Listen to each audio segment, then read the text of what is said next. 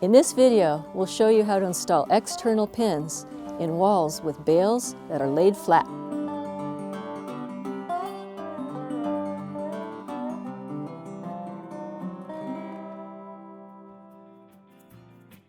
All straw bale walls need to resist out-of-plane forces from wind and earthquakes.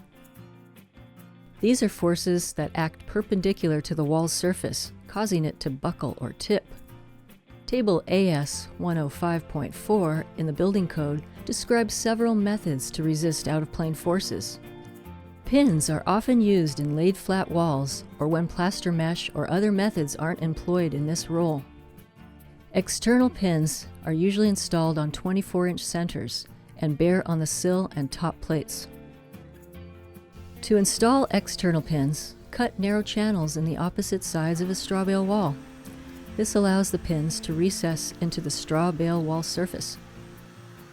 Insert the pins, which can be made of 1/2-inch steel, 3/4 inch wood, or 1/2-inch diameter bamboo cut to fit between the sill and the top plates.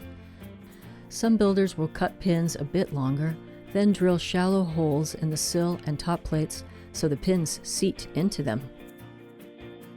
Next, use a baling needle and twine to sew through the bales on both sides of the pins.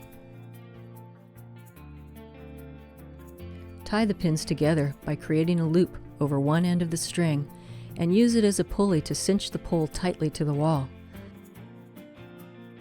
Then secure it with an overhand knot.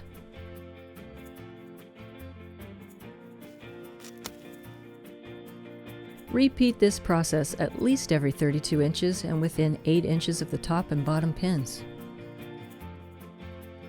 External pins are a great way for straw bale walls to resist out-of-plane forces.